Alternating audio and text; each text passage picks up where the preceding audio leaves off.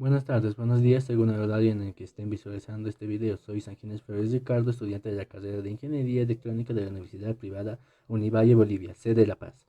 En esta oportunidad vamos a presentar un proyecto el cual tiene como título Calentador portátil por inducción, el cual está diseñado para poder resolver el problema de frío al momento de ir de campamento. Nuestro objetivo general es implementar un calentador portátil de inducción para poder ofrecer al usuario una fuente para calentar la tienda de camping y de esta manera poder evitar que se entre en un estado de baja temperatura, ya que conocemos que las bajas temperaturas de nuestro país impiden a los campistas poder salir libremente y con seguridad.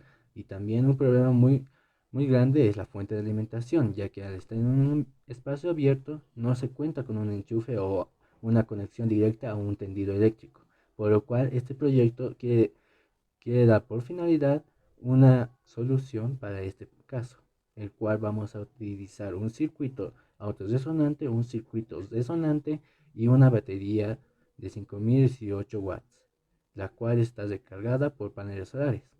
Ahora bien, para poder explicar bien todo esto, primeramente debemos conocer los materiales que vamos a usar. Los materiales a usar son un fusible, una bobina de aire, una bobina toroide, dos MOSFET de potencia, dos diodos rectificadores, dos diodos Zener, resistencia 4, dos resistencias de 470 ohmios y dos resistencias de 10K ohmios. El capacitor necesitamos uno de 2.2 microfaradios, pero también podemos usar 5 capacitores de 0.47 microfaradios. La batería ya es según a la batería que cada uno desee, pero en este caso vamos a usar una batería de 518 watts de potencia, o sea, de 16 amperios por hora y 21.6 voltios. Ahora que hemos visto los componentes en los cuales vamos a trabajar, vamos a ir a nuestro diagrama de bloques, el cual está dividido de la siguiente forma: la fuente de alimentación, el circuito autorresonante y el circuito resonante. Ahora, para la fuente de alimentación, ya habíamos mencionado que vamos a utilizar una batería Jankelin de 518 watts de potencia. Y para poder recargarla, vamos a utilizar un panel solar Jankelin Solar Saga de 100 watts de potencia. Ahora bien, vamos a pasar al circuito autorresonante, conocido como oscilador o conmutación de voltaje cero, el cual tiene como función transformar nuestra energía de corriente continua a una corriente de alta frecuencia. ¿Y cómo es que hace esto? Muy bien, entonces tenemos aquí nuestro circuito. Entonces, como podemos ver aquí, en esta parte de donde está la batería, está el fusible. En este caso, en el que estamos usando, vamos, se tendría que usar porque este diseño, quiero recordarles que es solamente un diseño virtual. No pudimos implementarlo en placa por falta de componentes y un poco de tiempo, pero pudimos diseñarlo y tener los cálculos matemáticos. Ahora bien, esta es la batería y este es el fusible. Al momento de pasar el fusible, pasa por aquí la corriente, llega a esta bobina toroide y se descarga en la bobina. Después de la bobina, esta bobina manda la corriente a los MOSFET de potencia. Primero este MOSFET, este se habilita primero y después se habilita este. Este, con ayuda de los diodos rectificadores, empiezan a producir una corriente de frecuencia alta. Eso quiere decir que estamos transformando de corriente continua a corriente alta. Una vez que esto pase, los MOSFET se descargan a tierra. Una vez descargadas a tierra, estos MOSFET se van hacia los capacitores. Entonces esta es la primera parte. Esta parte es el circuito autorresonante o oscilador, el cual nos permite convertir nuestra corriente continua a corriente alterna. Estos diodos Zener, como no los había explicado bien, mantienen el flujo del voltaje. Estos tienen, en específico, tienen una capacidad de 25 voltios. Eso quiere decir que puede trabajar nuestro oscilador hasta 25 voltios. Una vez que trabaje más de 25 voltios, nuestros Zener van a cerrarse y ya va a terminar de funcionar nuestro circuito, porque es demasiado voltaje. Ahora bien, una vez terminada la primera parte, vamos a pasarnos a la segunda parte, que es nuestro circuito resonante, o en algunos lugares también es conocido como circuito tanque. Bien, ahora tenemos en este tengo aquí 5 capacitores. Ahora bien, en los planos solamente nos mostraba un capacitor de 2.2 microfaradios. Yo opté por ponerle 5 capacitores de 0.47 microfaradios, que es el valor comercial de estos capacitores, porque solamente al momento de ejecutar nuestro calentador, el calor producido tanto entre la bobina y el capacitor va a ser un poco elevado, el cual no creo que pueda soportar solamente un capacitor, y también el sistema de enfriamiento sería demasiado complejo. Así que por eso lo dividí en 5 para que el calor generado se divida entre estos 5, y los puse en serie con tal para poder simularlo como si fuera solo un capacitor. Ahora utilicé 0.47 microfaradios, ya que es el valor más bajo de los capacitores y también es el que más se aproxima a 2.2 microfaradios, dándonos un total de 2.3 microfaradios, un microfaradio de más, pero funciona. Ahora bien, tenemos aquí nuestra bobina de aire, la cual está primeramente, eh, se, se carga con la toroide y luego manda la energía a los MOSFET.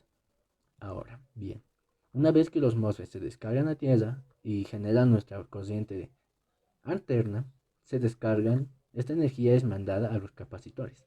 Como bien habíamos mencionado, los capacitores son almacenadores de energía. Almacenan energía hasta un cierto límite y luego la dejan. ¿Sí?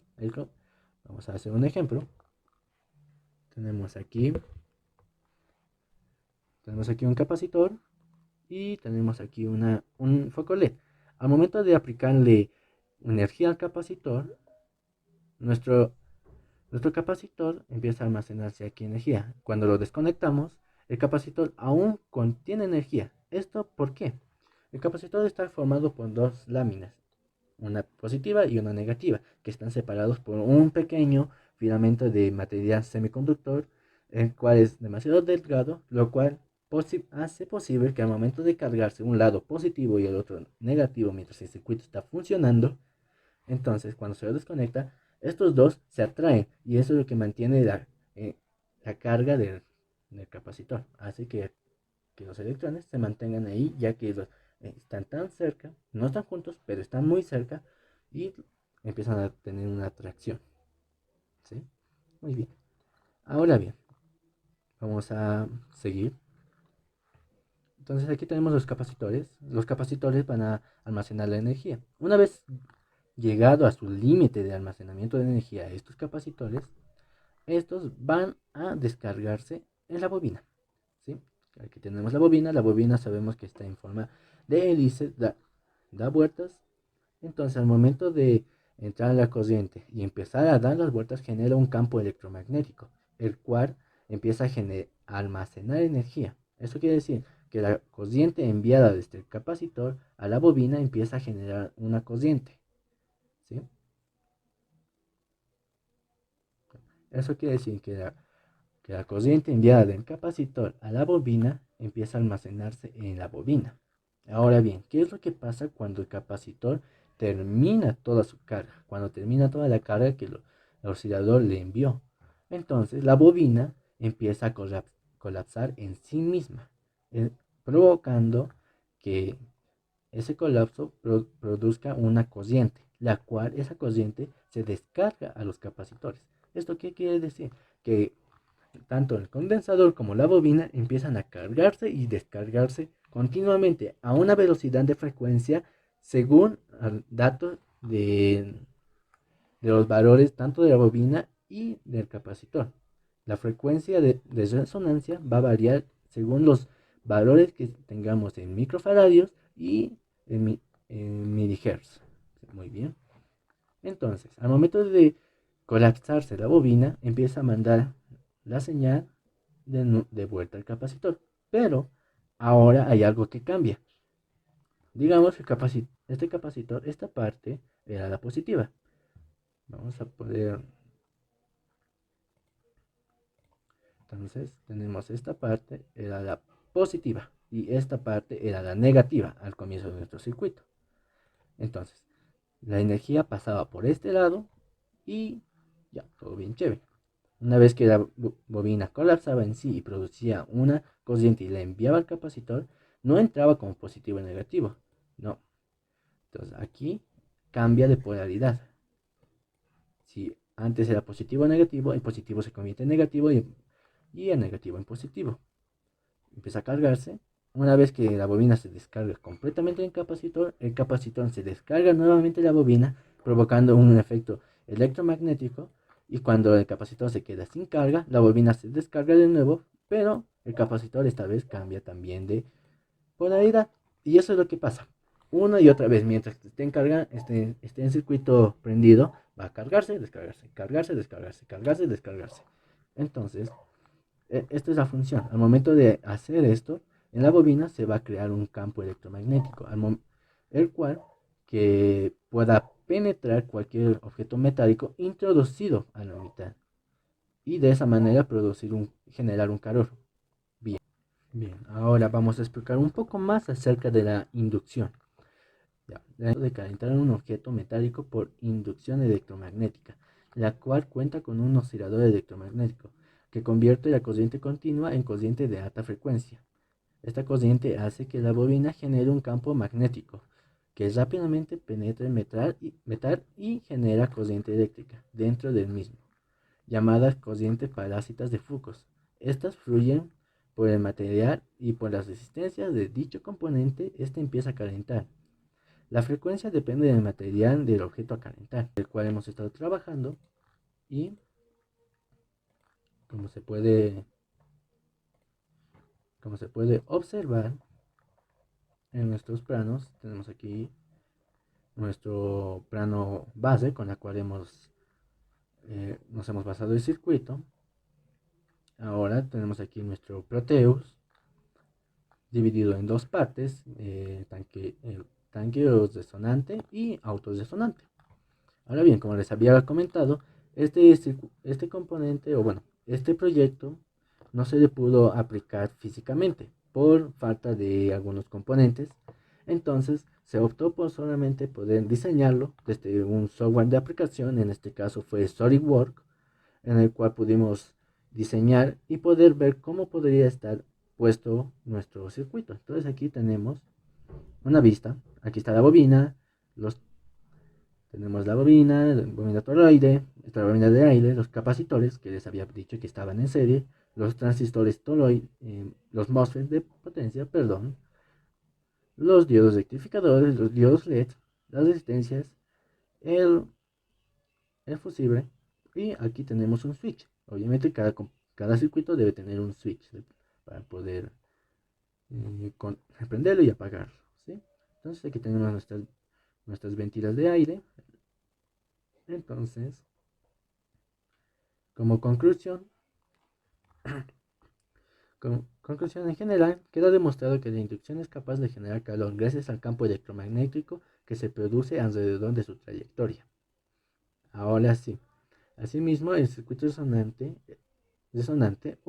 y el campo magnético generado por la inductancia del capacitor y la bobina pueden ser amplificadas, introduciendo un metal inoxidable firme por la mitad.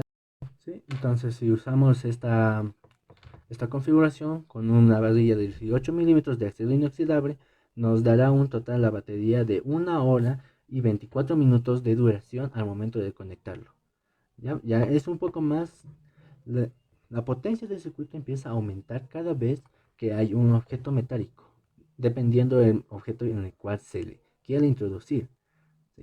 Entonces en este caso la prueba calculada se le hizo con un metal de acero inoxidable de 8 milímetros. Muchísimas gracias por su atención. Este ha sido un proyecto en el cual está referido más a las personas que les gusta acampar y no tienen una fuente de energía para poder cargar sus calentadores y también el espacio que puede llevar este calentador y también incluyendo el peso. Muy bien, en la descripción dejaré el link del informe para que ustedes puedan ver las competencias que se agarraron en esto y también puedan conocer un poco más acerca de los componentes explicados en este video. También dejen sus comentarios si hay algo que no se pudo entender, alguna duda, y yo estaré respondiendo. Muchísimas gracias y hasta luego.